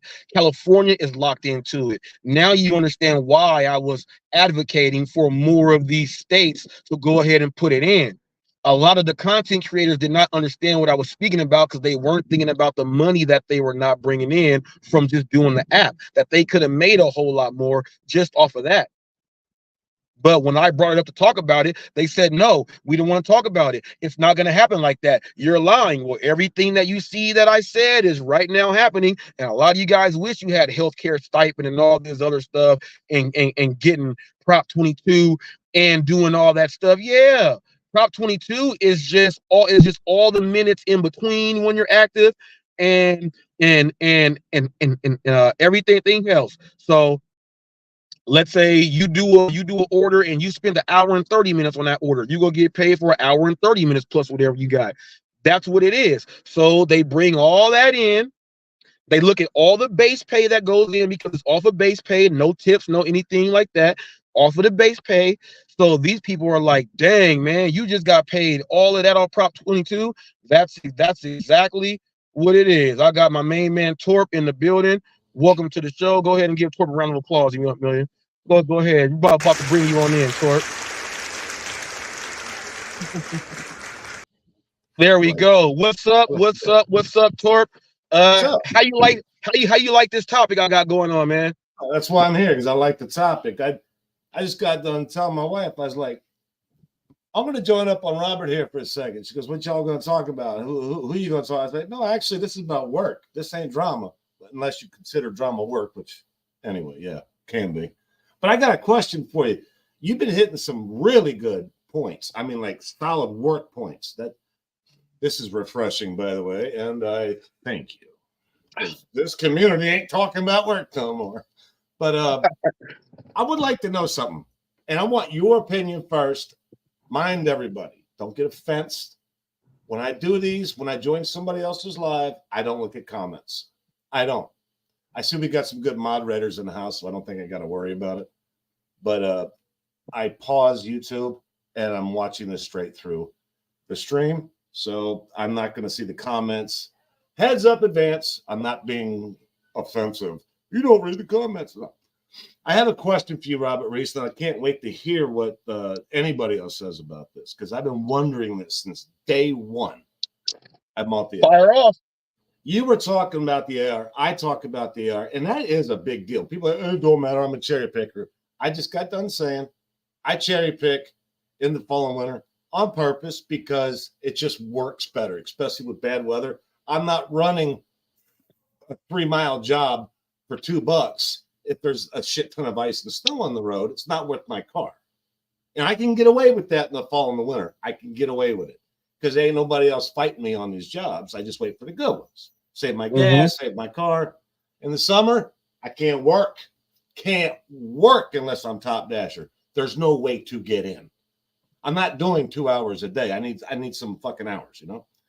So that's what we've been talking about. Now you feel me, but I always wondered, why is it that Uber Eats sees this fantastic business model, one that's so good that DoorDash has the biggest market share? They see why, too. We all know why. The bullshit gets picked up because if your AR sucks, you're not making no money. So you're going to have to take the bullshit, and then you wait for the curve. It usually works. $2? Are you serious? Okay, fine. Charity work done. Not exactly. You're going to have to do it again. But we're also going to throw you some $30 orders for 5 miles. Know that. And I think we've all gotten to that point. So why hasn't Uber Eats picked up on this and said, you can do anything you want on our app as long as it's legit? Do it. You can decline all day. If a good one comes your way, we're still going to throw it to you. Do they ever get the impression that that's why they're failing? Because DoorDash is saying, no, you're going to have to earn your way on this app. You can't just come by here and get lucky. You're going to have to earn it. So I always wondered, why isn't DoorDash saying, why is AR such a big deal when Uber Eats still exists? And Uber Eats has got to be saying, well, we're failing in the market share because we're not doing what DoorDash is. Do you see like this fucking, you ever put two magnets together and they just push off each other? That's what I'm seeing here. I'm like, yeah, I get it. Uber's got rideshare. I get that. That's their moneymaker, really. But why are you fucking around with this? And you see that your model doesn't work as good as one that everybody bitches about. We all bitch about DoorDash a lot, but that's what we're all still on, ain't it? And that's what the biggest market share is. So why wouldn't Uber say, okay, you're going to need a 30% AR to have any type of chance? Something you would think, right? Because I see these orders on Uber. Bro, they are so bad here. And then that one comes, that unicorn. That's what happens. You get a unicorn, and it's like, oh, damn. And it's like $50 for nothing. And then you go back over there to DoorDash. It's like the orders are just like pop, pop, pop, pop, pop, pop, pop. You sit there and watch that thing in my market, man. That Uber just flatline. What is it even working? You ask if it glitched. You'll ask if it glitched. It's like it's dead. Yeah. I'll tell you this, Torp. The thing with I feel with Uber Eats and Grubhub, if DoorDash, first of all, they see all of DoorDash's problems and everything else like that, even though they're making money. But Uber makes a lot of money every quarter. DoorDash and Uber they are making a lot of money. They're making a lot of money, regardless. I feel that Uber is like, well, so what? Let them take, and I'm going to use this, people. Let them take the hood. Let them take the hood and be the hood. We don't want all those drivers. We don't want all those drivers. We'll just take the ones that want to work on this app. We may not bring in as much volume, but the overall satisfaction from the customers is better on Uber Eats than it is on DoorDash. And if the customers are happy, that means investors are not really losing a bunch of money. Even though they're losing money, it's not a whole bunch.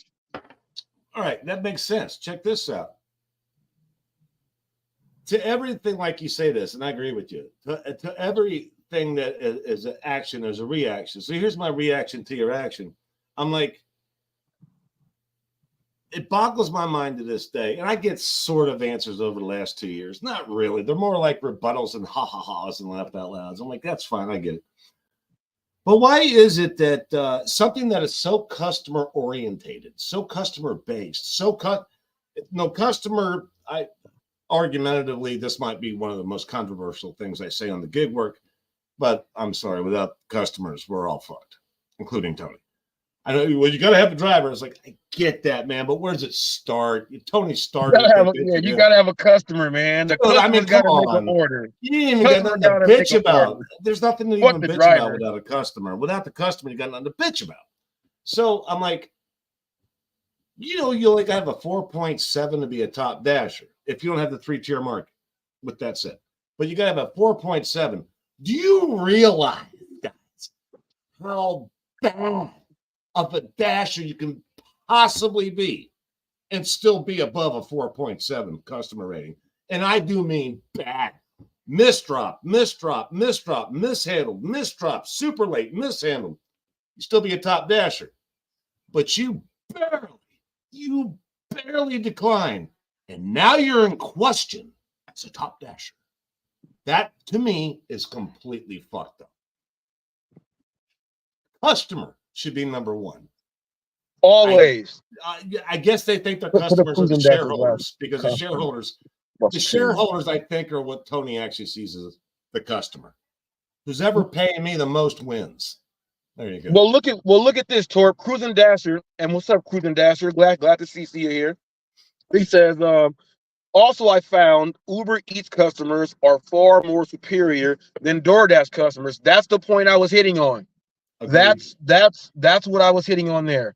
The Uber Eats customers are far more superior. You see, they bitch a lot less. Yeah, and because they're used to getting all their stuff right, and since they do that, that's why the orders pay more on Uber Eats. They pay more. Now you may have to work yourself in to start getting to pay more, but they pay. Now Grubhub, you got to schedule and make your own thing and do all that, but you do get paid higher money there. I'm still on that waiting list.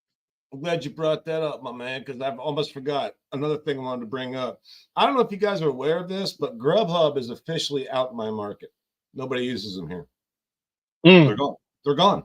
They're not here anymore. In northern Kentucky, they are gone. I can't speak for southern Kentucky, east, west. I mean, my state ain't the biggest, but it's big enough to make the claim that 4 hours in all directions I can't think about, but mine I can. Grubhub is out. It's not here anymore. Grubhub is staying afloat barely by its other name, Menu Log, over in Australia. It's Menu Log over there, and it's very, very popular there. So they're bringing in a lot of money there, and that's pretty much how Grubhub is staying afloat. Grubhub would have to have an acquisition or do a collaboration, maybe like Uber already has its own. If Grubhub wants to try to do something with like Lyft or something like that to try to get some more money in, but Grubhub, I don't want to say it's it, but it'll probably be like remembers when Sears finally went out of business? It's like if there's no more Sears anymore, something like that's going to happen. Oh, I believe that, because I think Uber's going to have the same problem. DoorDash dominates more market share here than probably even in California, I would believe. Yeah, DoorDash is all over the place. I mean, DoorDash is advertised all over the place. You can go into the department store and they'll give you a DoorDash coupon and throw it in your bag. Yeah. It's promoted all over the place. And then right now with the sports betting, what's going on with the NBA playoffs and hockey and all these other things. So, you get your pubs. That's what John says. DoorDash is king. Yeah, DoorDash is like people. I use a lot of hip hop references. DoorDash is like Master P in the mid '90s on how he just put everybody out there You can sing, you can rap a little bit. I don't even care if you're good. Let's go drop this album and see what we Right. make. just see what we can make. So God. that's what DoorDash pretty much does. Now So- let me get your opinion on this, Torp, because I just told people how the tier system is going to be working together at the same time with the earn by time. And a lot of people didn't understand about you're gonna have to schedule like 8 hours a day. That means you can decline eight orders in the day. Then you're gonna have to schedule for your lunch and beyond, and it's gonna be more employee based because of that. What do you feel about that?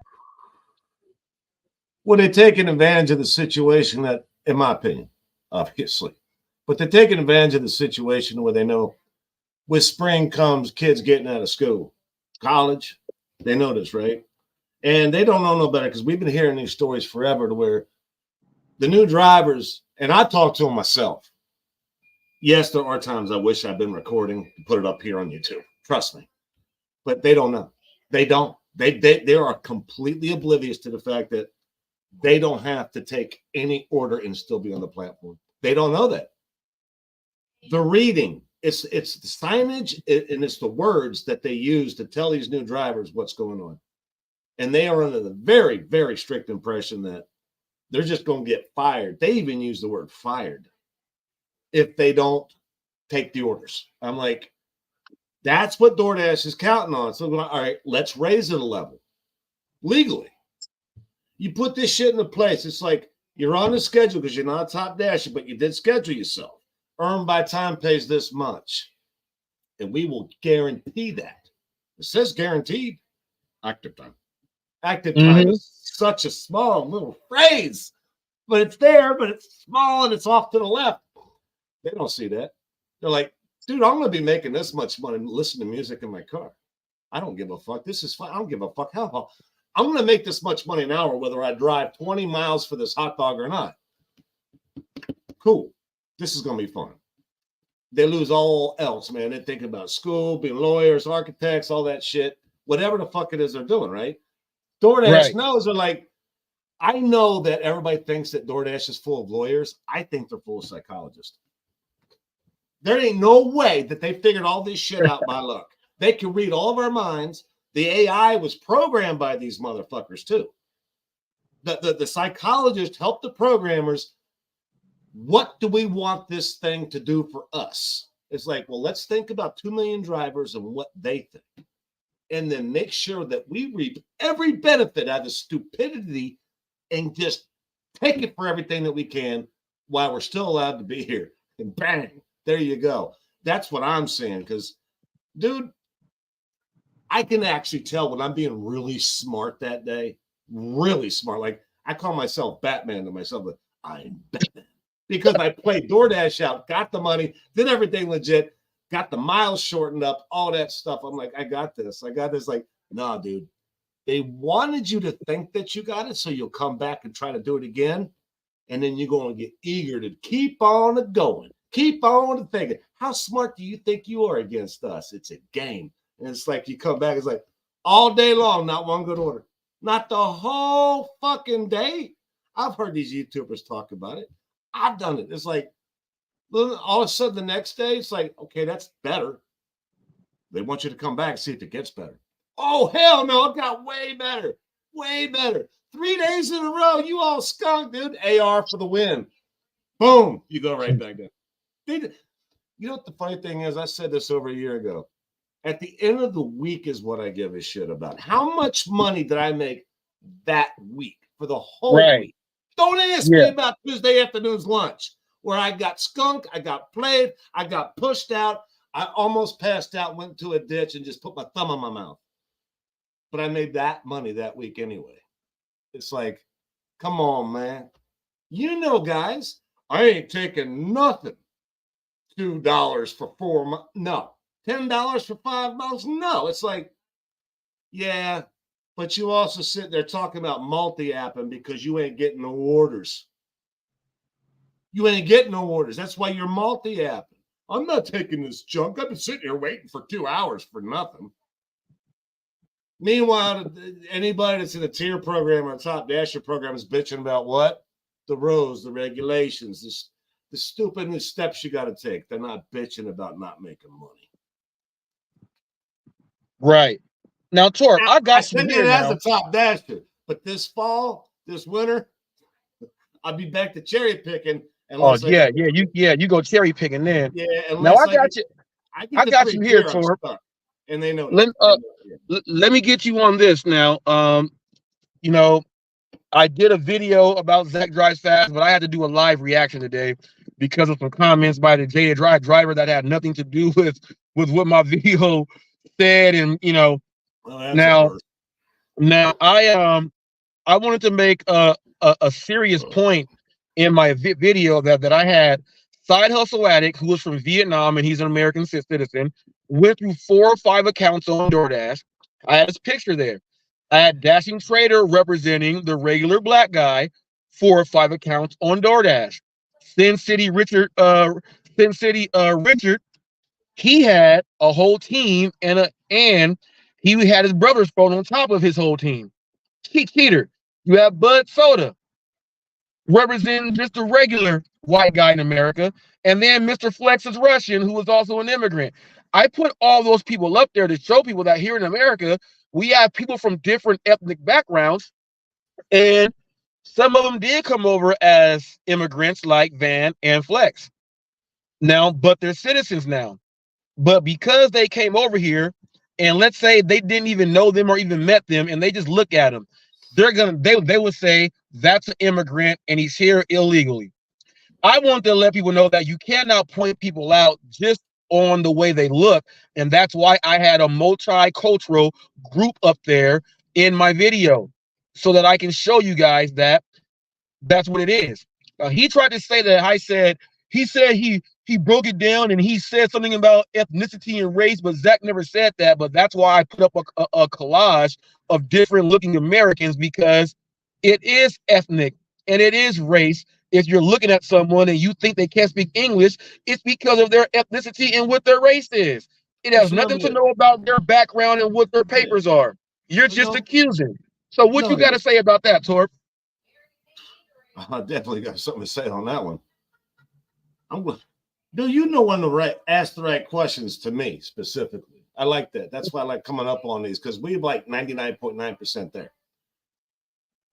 Dude, I never once thought any of the times that I watched anybody, and I do mean across the board in this community, I mean the whole community, I never thought once that when somebody brought up anything race, that they were a racist. You know why? I'll tell you why. It's the government that made you racist, man. We never thought about this shit. We never talked about this shit. This was never our game to begin with. Our game was to ask questions. That's how we grew up, asking questions. First time I saw a black man, I didn't know what to think. I was 5 or 6 years old, I guess I was. Doesn't matter. It doesn't. Here's what kicked me in the butt. I never hated anybody that was black. I didn't hate Chinese people when I saw them. And this was rare back in my day. I never thought 1 second that I hated them. I didn't like them. There was something passive aggressive about me that just wanted them removed. I never thought that. I wasn't trained that way. But man, I started as I grew up to see this other people did. And then if you talk to them, they tell you why they felt that way. Now, all of a sudden, you got to agree with them or disagree with them. That's adulthood. It's like, damn, I'm not a racist, but now I'm in a racist war. DoorDash ain't no different with this. It's not the fact that we got illegal migrants dashing now. That's not the point. It's not illegal migrants are not the point, man. Everybody keeps on missing the bigger picture. It's that this was pushed on us. Just like electric cars were pushed on us. Some people swear by them, some don't. Now you got to join a side. You're either combustion or you're electric. So that makes you a lefty or a righty. It's like, no, wait a minute. I literally can't afford a good electric car, and I sure the fuck ain't got the time to search out the whole map where electric charging stations are and I sure can't afford to replace the $30,000 battery. Fuel pump goes out, I got that. Gas stations everywhere. Pretty sure that's going to work. The insurance on an electric car? Are you kidding me? I could barely pay for the IC. It's like this was all pushed on us. Can you imagine living in a world where they said laws are going to be followed first off? Everybody's got to follow the same rules. We don't give a shit who you are. One thing applies for everybody. In other words, you break the law, you deal with it. No special treatment. DoorDash doesn't do that. What DoorDash is doing, in my opinion, right now is that they realize that these illegal immigrants aren't going to pay any taxes. So what's going to happen is this. They are going to end up pocketing every single fucking dime that they get from every job that they run, whether they drop it to the right place or not, irrelevant.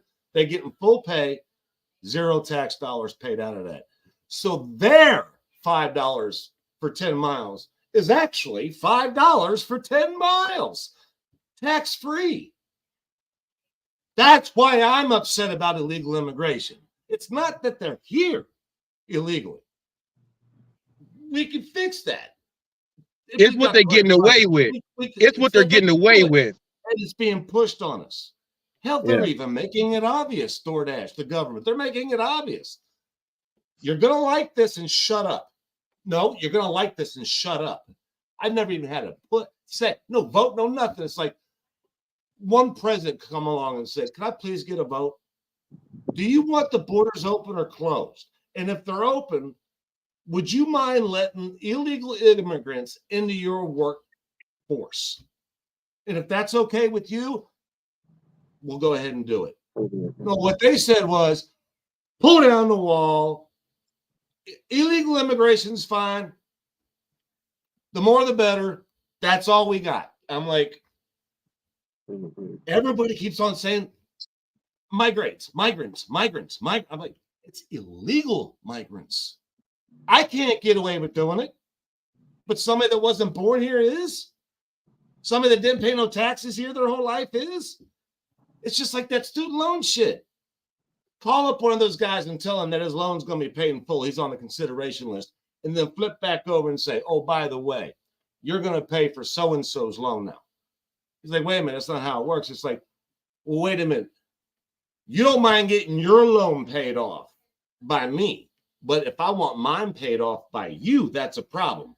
And that's what some of these lefties don't understand, is that when we've given these people that free loan, the taxpayers are the ones paying off their loan. Now, how in the hell can that make sense like DoorDash does? It's like, I'm the one that put between you, me, Flex, everybody that dashes and does gig work in this community. You add up all the deliveries we got across the board together. You might say we all had a hand in building these apps and making them the money that they got today. But we got to pay the price for when they want to bring in someone illegal to do this job, because they'll take a low tip, no trip offer. Ain't that a bitch? So yeah, that's where I get worked up. This was never our choice, man. This was pushed on us. That's why people are aggravated on both sides. And I agree with both sides about being aggravated. When you got no choice and you're forced, most people ain't happy on either side. Right. They just let me do this really quick, Torp. I just got a message really quick, and I want people to if you're out there, we got a situation going on. John George Hope Smash just left me a text, and his mom is on the life support system right now. So if you guys can send some prayers out there. I am I'm someone that has seen the life support system go in both directions. So I do know that that time being on there is very, very, very, very, very hard. You got hours is what they say when you're on, You're on it because of what it does to your whole body. And when they take you off, you know, is if you have the strength and everything else there. So trying times are out there for people right now. If you guys can, give a thumbs up or a prayer thing in the chat for John George and his family and what they are about to be going through right now.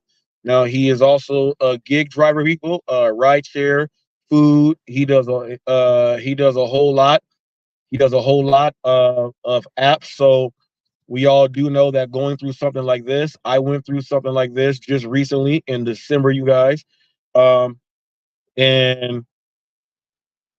you know, he's gonna be there, and this is why gig drivers need benefits and things like that. Up in Washington, they have sick pay and things like that. We don't have a grievance period or anything else out there like that. You know, when someone is always on a live stream and doing commentary and helping out, like on the Rev show, and him hopping in all over the place, his community is pretty much here. These are the people that he likes to talk to every day and interact with. So with that being said, you know, we should be the people that are sending the prayers out, especially here in the gig space. Send them out there. Every channel that he does support and does things for should let their viewers know and let them know that we got a very important person in the gig world going through something. If you guys can, just send a prayer out. Send a prayer out to Hulk and his family. Hulk Smash, John George. I have to do that because I just got the text message not too long ago, so I want to go ahead and do that. Yeah, well, prayers to his mom and his family, man. Yeah, people, things happen every day. People, times are tough every day. People, you never know what's gonna happen. Where we are at our limit here on the show. I want to thank Torp for coming on in. You can catch Torp, people. You can catch Torp here on YouTube. He has a channel out there. For those of you who do not know, his channel is he's uncuffed. He has no script. He tells you what's on his mind. You can find him at Torpino. You'll find him. You'll see him there. He has videos there. Listen to what he has to say. He speaks a lot about a lot of the things happening in society, and he ties it into how he's doing his gig work. And you got to pay attention to those hidden jewels that he's throwing out there. Good channel to listen to. I like going there. I listen to it. We go back and forth. Some days we may argue. Some days we may be extra cool like this. But this is how it works, people. Go show some support to Torp. I want to have you guys show some support to my wife back here running the StreamYard. Nice job, by the way. Good job. Oh yeah, I've been watching her work. She's getting good at this, man. She got game. She's handling it. She's handling it. Yeah. That's good. She's getting it in. So people, she's doing her role. Her role in the team is being here backstage and doing her thing. If she wants to add something, she'll go ahead and say, but she's backstage. Right now she's going through she's listening to how I speak to see when to hit a banner or something else like that. So it's working. It's a work in progress, people. So show some love to my lovely assistant, the one who I have sex with. Go ahead and do that. Show some love to her. And also I want to say, if you guys can, Dashing with John he should be about 70. He should be about 75 subs away from 1,000 subs. He's hitting his goal a little bit faster than what I thought. So if you can, go check out Dashing with John. Go subscribe to his channel. Let's get him to 1,000 subs. He's gonna be the next person working with HotFacts and teaming up and getting to 1,000 subs, people. So right now you're gonna have Dashing with John, the Doordash Revolution. Dashing Q is right there. We got the gig machine about to hit, people. There's a roster of people who have worked with HotFacts who are now at that 1,000 subs. So if you really want to get your voice out there and learn how to do it right, pay attention and learn some things, because these people walked away with being monetized. So I just want you guys to know that. A lot of channels say we can help you out. but when a channel really helps you out, they help you with your growth and you get to the next point. So go watch Dashing with John. Check out his Sunday show with the Dashing Investor. They got it going on. That's what they bring up the whole week. They go over their numbers, interesting facts and questions, and then watch their head-to-head challenge that they do every single morning.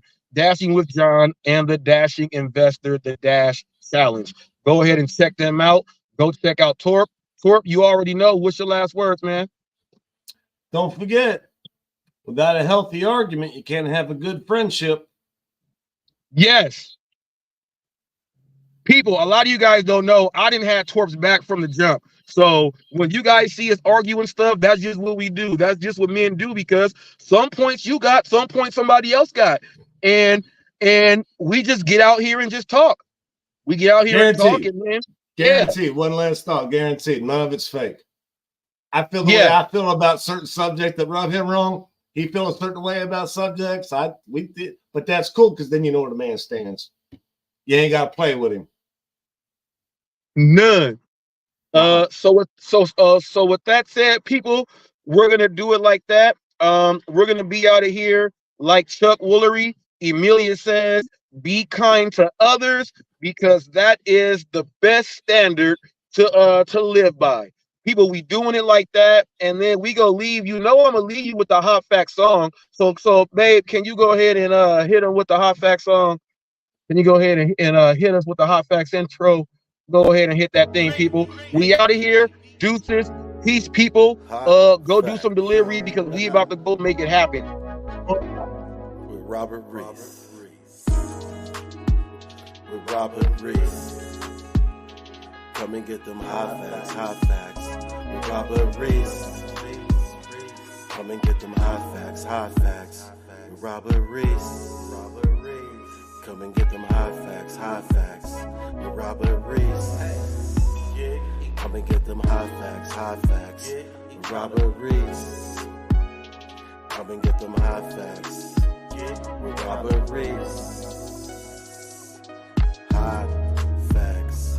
Come and get them hot facts. Get them hot facts. With Robert Reese. Come and get them hot facts. Come and get them hot facts. Come and get them hot facts. With Robert Reese. Hot facts. Robert Reese. Hot facts. Hot facts. Robert Reese. Hot facts.